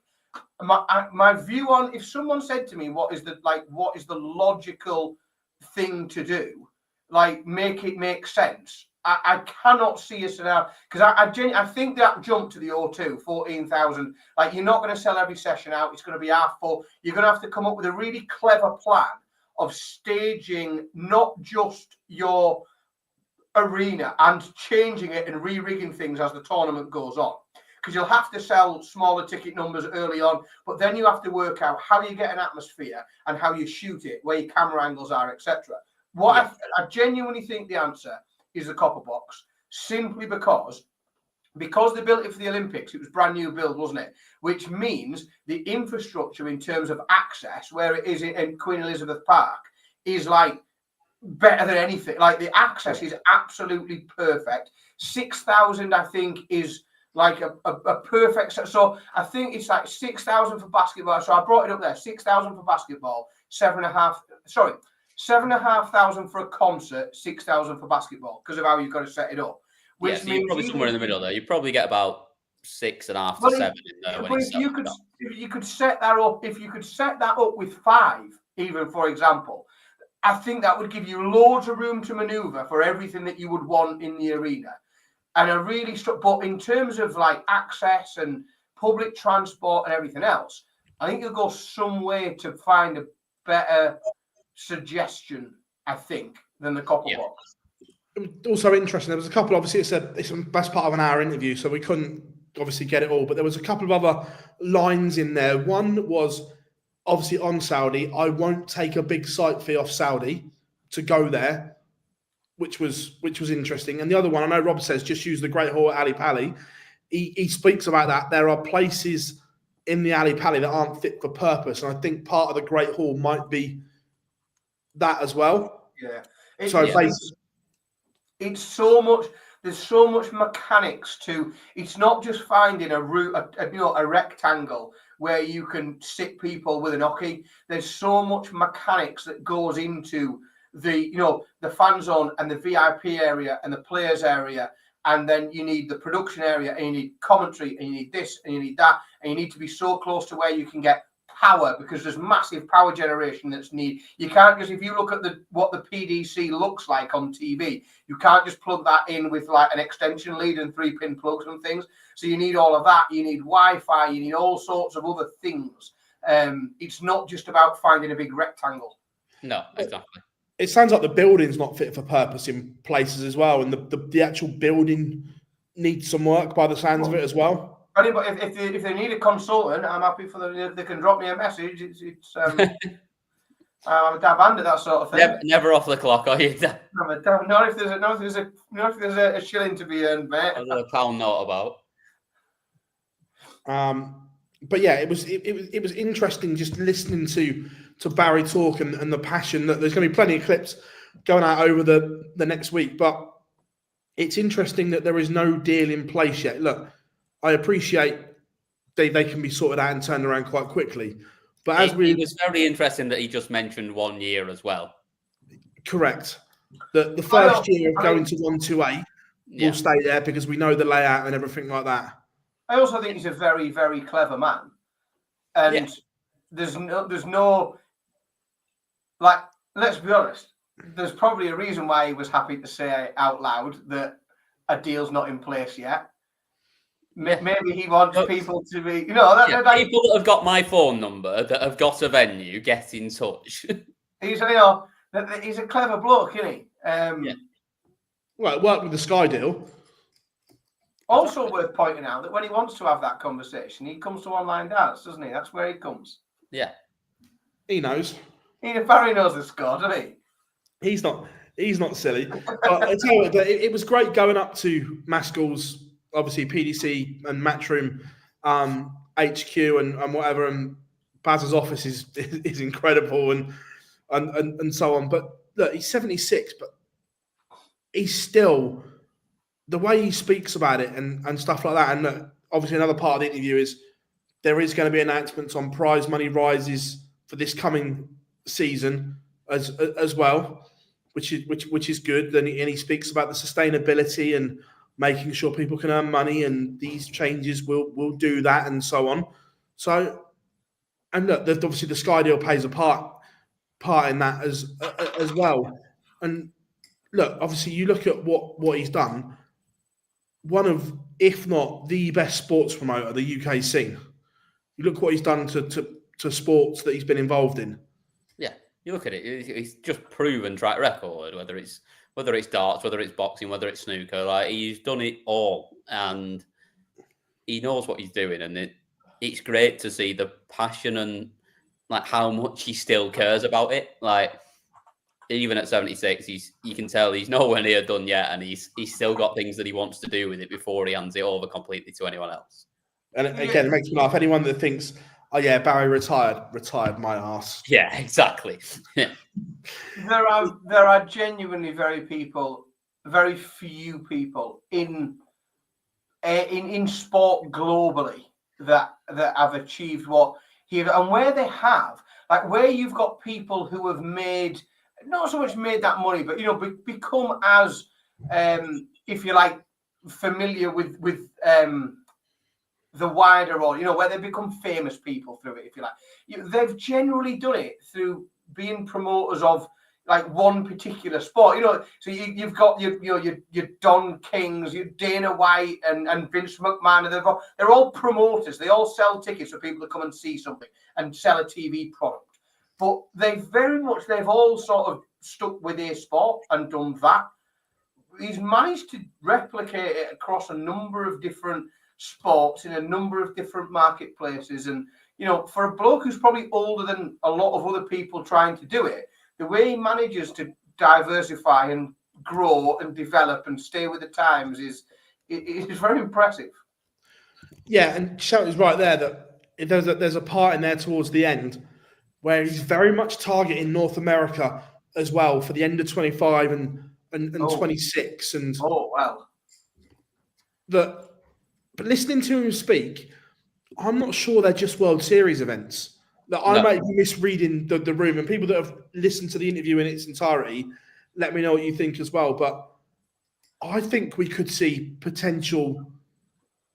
a few tour events over there, or something like a couple of Euro tours back to back, or something like that. Doesn't it? Like, it makes sense to take things there because it's such a huge market.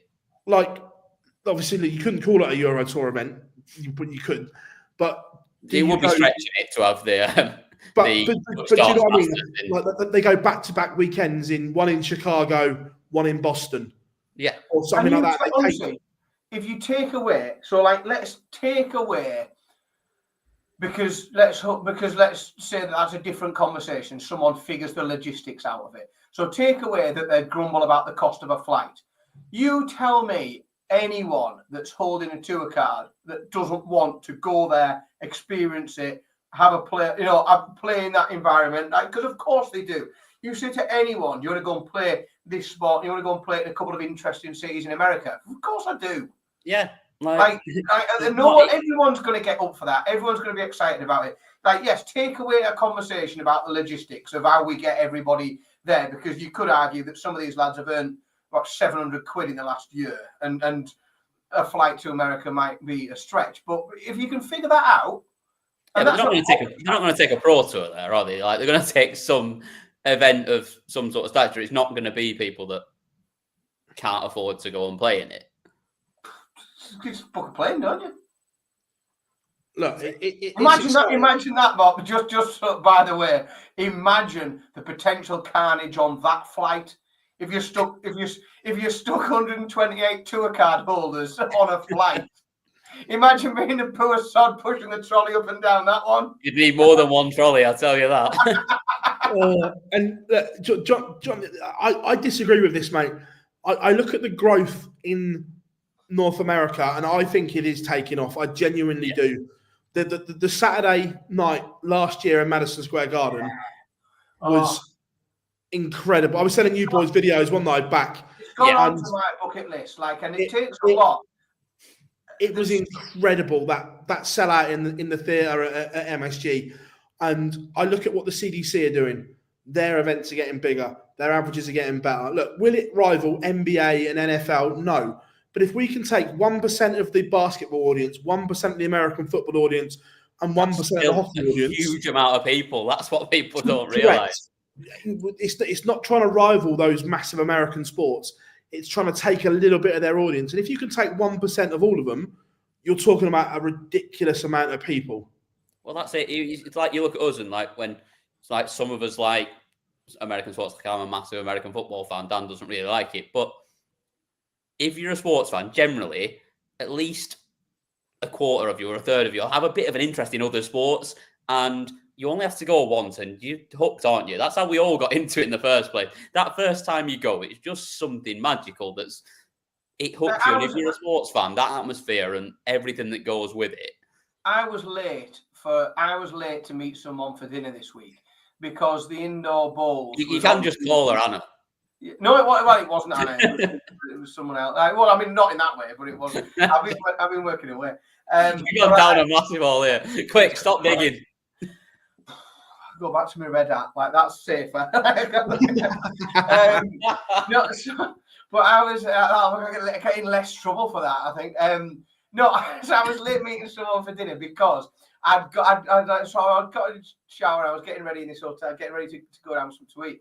And I'd got watching like indoor bowls, like because it was on TV and it's a sport. And I think if you are someone that likes sport of any kind, you will find any sport and you'll be available to just watch anything. Oh, this is interesting. How does this work? What are the rules? I've watched 10 ends of this now and I'm stuck into it. And it happens. But if then that sport comes with bells and whistles and fireworks and it's in Madison Square Garden, it's going to start turning heads, and darts now is at a point where darts is full of stories, and these stories translate. Like there are things that get people who like sports interested in other sports. There are stories, and that's what sells it. It's not we've seen a good goal. We've seen yes, it's brilliant to see someone throw 180s. But that's what gets entertained. Like that's what they like. What they love is stories. They want story acts. They want to get to know players. They want a 16-year-old prodigy. They want they want characters, and that's what darts provides. It provides. Yeah, it's got loads of them. It's like the NFL this weekend. Like you're talking about Jaden Daniels for the Washington Commanders could have been the first rookie ever to go to the Super Bowl in his first season. Like. Those sorts of stories grip people, and I've got people talking to me all week going, "Oh, do you think he can do it?" And I'm like, "I fucking hope not, because he's playing my team." But it's that sort of thing that grips people and gets people in. And darts has so many characters. That's the thing. Like it's like no other sport almost, in that everyone's a character almost. Everyone's got something about them, except for a couple of people that force it. But like there are just so many stories and so many different backgrounds, and it will grip people, and it will, like I say, you only need to get 1% of these fans, and you've still sold out arenas, and then from there it just grows. Yeah, and Paul and Rob have both said about the WDF event in Vegas. Yeah, loads travelled, and obviously we know the guys from USA Darts, Will and Jen, and the way it was broadcast was was really good. You had the CDC boys, all the CDC players playing in Vegas as well. It looked good. James says, 0.1% of America is 350,000 people. Also, if you wouldn't mind subscribing, that'd be brilliant. Jonathan is stateside here. Been following the darts since a friend got me hooked about a decade ago. That's what I mean. So someone's got you hooked to then pass that on. That's what it's all about. It's creating those narrative, those stories to grip people. And like you say, if we can grab 1% here, 1% there of the American audience, it will be incredible. Exactly that, and that's all it has to do. And from there, once you've grabbed that first percent, it goes on its own. It organically goes from there then, because they talk to the mate about it, and then the mate goes, that's a bit shit. That's just people throwing things at a board, and then they go, yeah, but we've got a spare ticket. Come with us, and then they go, and then they tell the mate about it, and it becomes.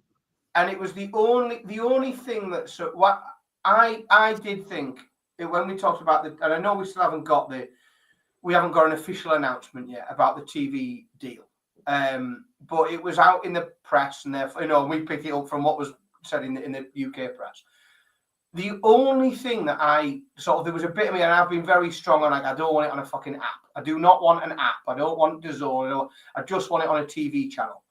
The only thing that I thought might properly turn the head of the PDC and might make them look at whether or not it's just about money and figures is if somebody was able to come in for it, they could televise it in the UK, and with what we're used to on a channel, but could also offer something. Maybe it was 2 events, 3 events a year, something like that, on network television in America where it could be seen over there.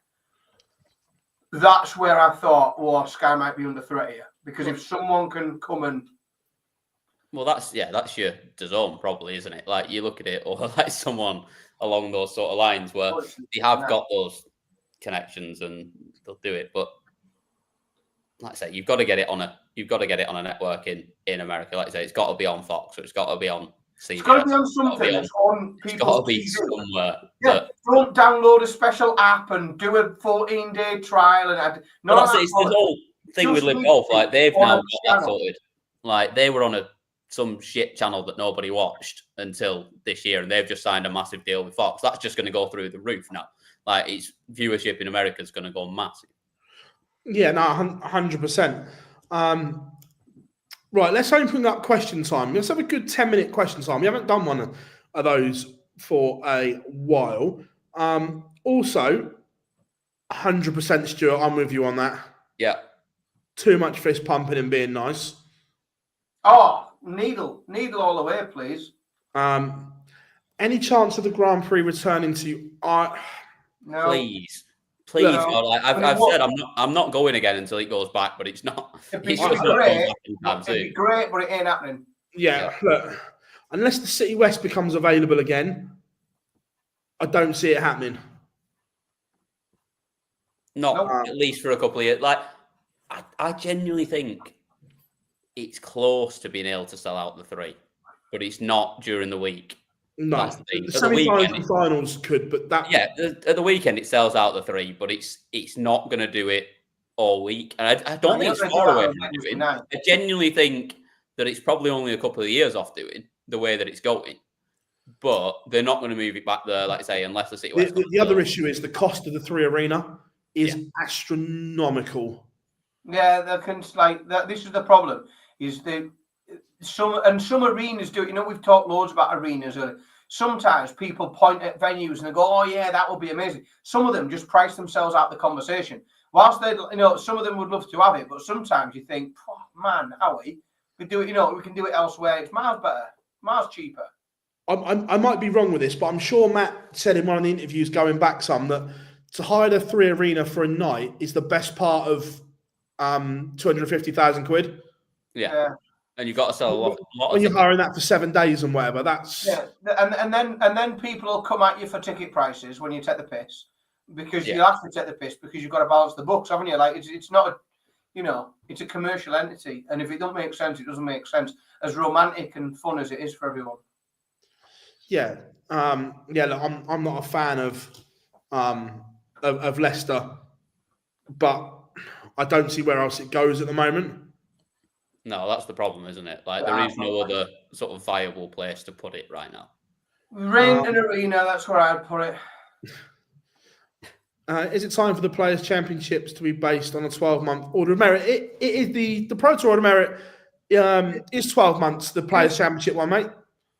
It's only the main order of merit that is 2 years. So in answer to your question, Jonathan, yes, it definitely is time.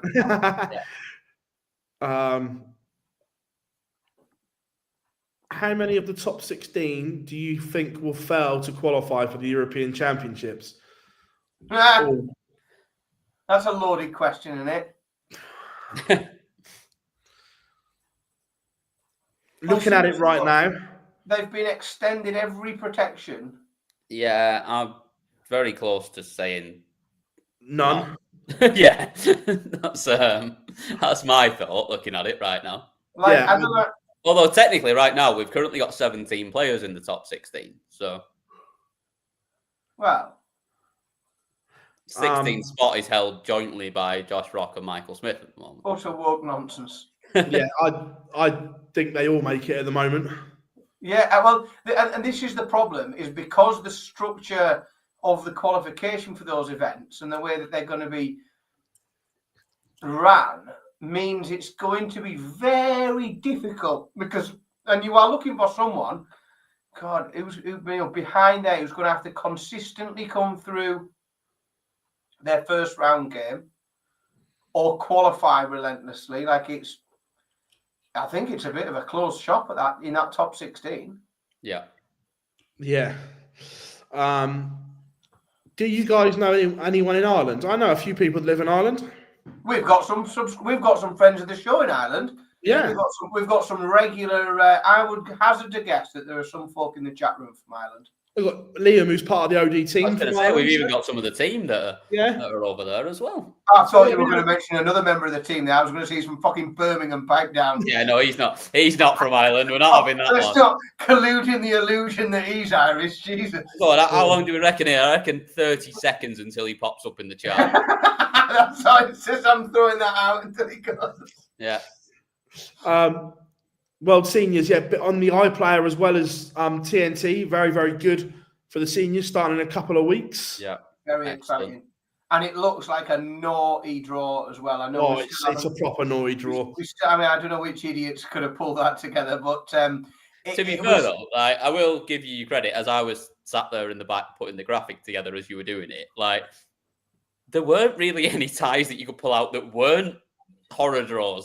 The whole field is that good that there's not a lot you could do. Again, I'm gonna go down there, and I've got to talk to these.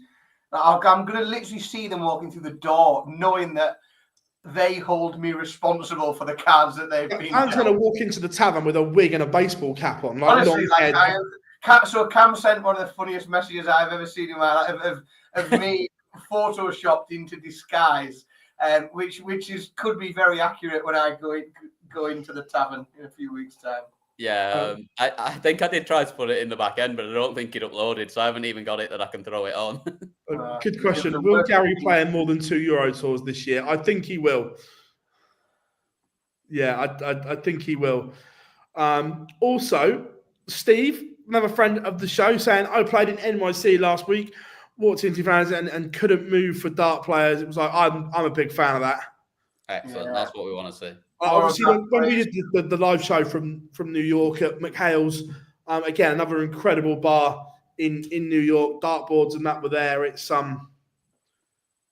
superb. Well, even when it wasn't big in America, they've all been using dartboards on telly in America for years anyway, because they just use them in the back of sitcoms as a reference point for where the camera is. So everyone knows a dartboard straight away in America. Yeah, 100%.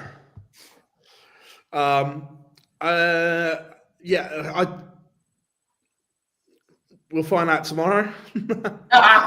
I've not seen them. Are they nice? Yeah. Not to my taste, but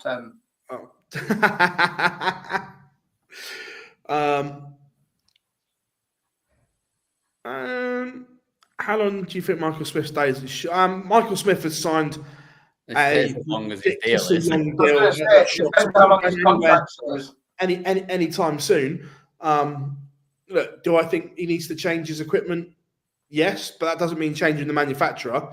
That just means tinkering. Exactly. I think he just needs to get his manufacturer to make his old ones because. Well, let's be honest. They're made on a CNC machine that mills bits of metal. Like the machine that makes them does not vary from manufacturer to manufacturer. Like it's the design of the dart that varies. And if you can get someone to design you a dart that looks a lot like your old one, you'll probably come up with something fairly bloody close. Yeah, exactly that. Bob says, do you think whoever the new WDF president will make it better? No. No, too many false dawns in that regard. It just define better. Look, there are a lot of good people in the WDF trying to make it better, but they get blocked at every stage by delegates and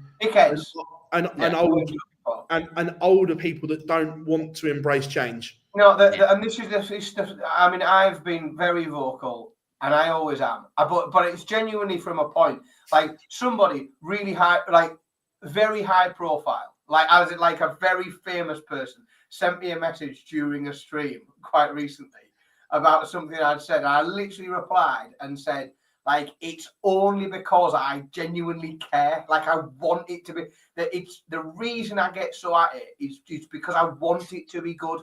And I just see sometimes like dickheads.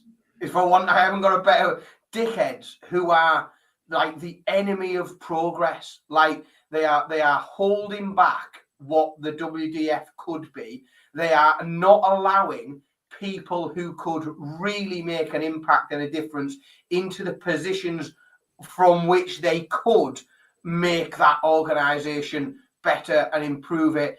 And it's about leadership. Like all organizations, like we've talked about Barry tonight.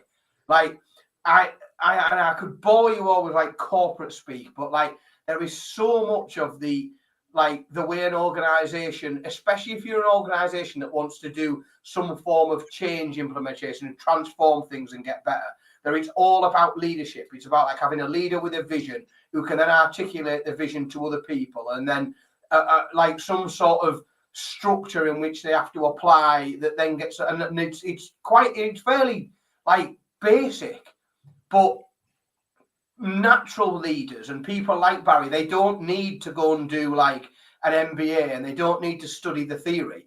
They just find that what they do actually turns up in loads of management books, but they've never reached it. They're just really, really good at it. And the WDF is missing so much of that, just like leadership and charisma, and people who can like, there's blokes there that we keep seeing, and women, you know, that they get involved, and you wouldn't follow them to a free bar. Like you wouldn't follow them anywhere. And you need somebody at the helm that people want to follow and like really drive it forward. A safe pair of hands. Like I get Paul's point. I understand that a safe pair of hands is a good thing. But a safe pair of hands is great. Make change. If your organization, if you're operating at a level where you're like where you want to be up here, then a safe pair of hands is brilliant. Like a safe pair of hands is great. If you're some way away from where you want to be, a safe pair of hands is going to keep you some way away from where you want to be. And what you need is someone who can come in and model a load of behaviors that everyone can follow them up the mountain to lift what this is. And a safe pair of hands won't get you there. Yeah, I agree. And when the BDO fucked up royally and the WDF came back in, they had a chance, they had a clean slate to make change and make it better. And they didn't. They just carried on with what the BDO was doing. And I look what the ADC have done with a dynamic, young, fresh approach, and they've created something great. Is it the finished product? No. Is it perfect? No. But they're working on stuff. Look, in an ideal world, the WDF and the ADC working together would be incredible. Will it ever happen? No. But it would be incredible for the sport if they could find some way and to the do players, it. And it will be great for the players as well. And it's not. We're not talking about like the view of the fan, even. Like we're looking at the players. Yeah, Paul, I get little finance, but the ADC had little finance when they started. Yeah. And they found a way to be dynamic. They found a way to get players engaged. That's it. And you have to do that bit first before you can get the money in. Correct. But it still ran exactly the same. And look, the interview with Neil Duff that's on our channel is really good. And he speaks about this, about how Nick Rolls is trying his best and doing a good job, but getting blocked by people that won't embrace change. Neil spoke about it really well and really passionately. Someone asked, oh, by the way, there is Anthony. Big up, mate. Big up. Yeah, and Neil said, Rob says it there, 100%. Michael asks, cricket tournament. Look, yes. Yeah. Give me cricket. Give me cricket. I don't think it translates to TV though. No, it is tough. And no, it doesn't. It's for geeks, isn't it? I tell you, it needs to be. You need like a cricket tournament in Reds or something. In my head, it's for geeks. It's only for darts geeks. It's not only that. It's like you don't get people scoring if they're all too good. Like you need, like it's going to be 0-0 almost. Like because you need shit players basically to make cricket good. Well, then sometimes it's just a rapid race to the ball, isn't it? And it's just then it becomes a race. And if you miss something, you're knackered. Like and it's then a bit fun because it just becomes a race around the board. I would like to see. I'll tell you what I want to see if I'm where it needs to start, and I'm happy to start it. Like somebody wants to get in touch, we can start it at Online Darts. I reckon Phil's probably got the facilities there where he's sat.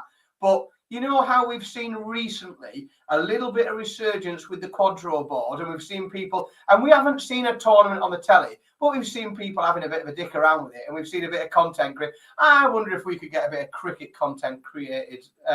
You speak to enough players, Phil. You must be able to get someone to chuck some arrows and do a bit of cricket.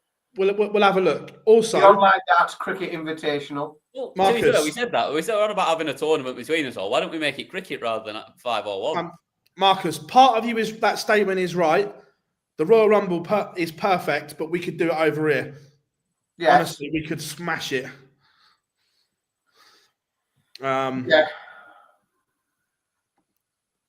Cool. Toured around at a CDC event. Yeah, look. It's not a PDC event. It's a special attraction. That's what it is. Yeah. It's superb. I'll tell you what, everyone, what a show it has been this evening. The time has absolutely flown by. Thank you very, very much for your continued support. Plenty of content over on the YouTube channel. Yeah, if you haven't yet, make sure you go and subscribe. Another couple of interviews dropping stream on Wednesday for the Masters qualifier. So make sure you join us for that. This will be available as an audio only in the morning by all good podcast providers. But I have been Phil Bars, Dan Simpson, and Cam McFarlane. Thank you very much for joining us this evening, Monday night. It has been our pleasure, and we'll see you all very, very soon. Try.